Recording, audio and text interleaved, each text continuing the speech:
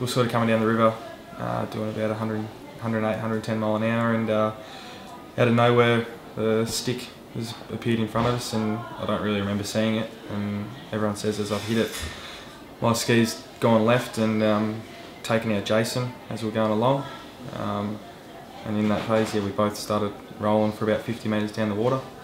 Yeah, my rope was a little bit longer than Nate's, so I sort of come straight across in front of me. Nothing I could do. Yeah. I just saw him and that was it. They reckon it looked like a bomb site that went off with all the skis and helmets and bodies just laying everywhere, but the observer was pretty good. He jumped in the water pretty quick with me to hold me up, and then the boat driver, Lorby, he went back and got Jason. And then yeah, they sort of took me across to the bank, and we were lucky that there was a couple of fire brigade blokes there that knew what they were doing, and they got me neck all supported and took me out of the water a little bit just so I wasn't breathing water in. And then yeah, just waited for the ambos to come after that, and they were really quick actually. They got us both out of the water, up in the ambos pretty quickly, and in here within probably about an hour of the crash, I think it was. Yeah, I knew I wasn't good, but I thought I just had some broken ribs or something like that. I was sort of struggling to breathe a bit.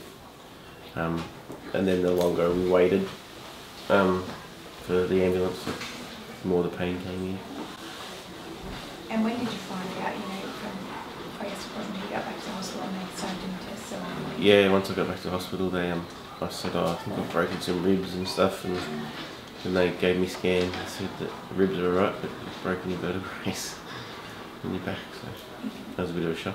I didn't really come to myself until I was laying on the bank, and yeah, he's just sort of laying there, a lot of pain, a lot of pins and needles through your body sort of thing, and yeah, just sort of you're laying there going, wow, this is actually, here I was standing up 1 minute, now this is all happening. And I know I was worried a lot about Jason, seeing that I'd come across and taken him out too, and yeah, just sort of, yeah, you sit there really thinking about it all, going wow, for a split second of time, going, that was pretty close.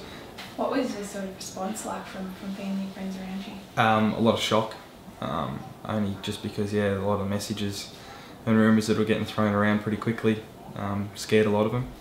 So once we sort of, the boat driver and a few other people got the message out clear to everyone, it sort of settled a lot of people down. But yeah, it was good to have a lot of messages from a lot of friends and family just to make me feel, yeah, you feel love from it all, but just shows how many people actually care about the two of us and that we're both safe and well. And what's your response been like from your family and friends? Yeah, it hasn't been too bad. A lot of them have said, why? You're 40, you don't need to do it anymore.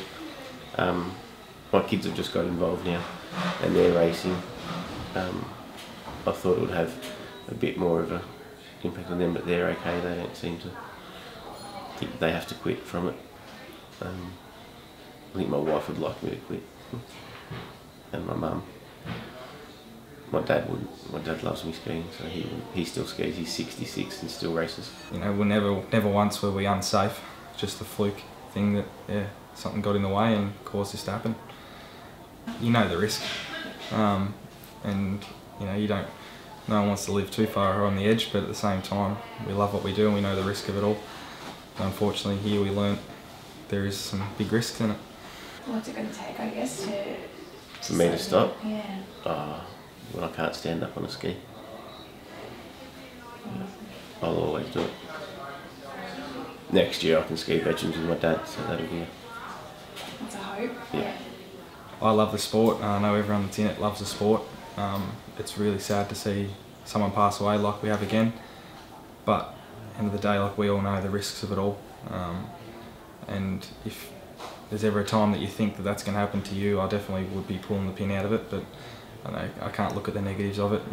As much as it is sad, you've got to still remember we know the risks and it's what we love doing.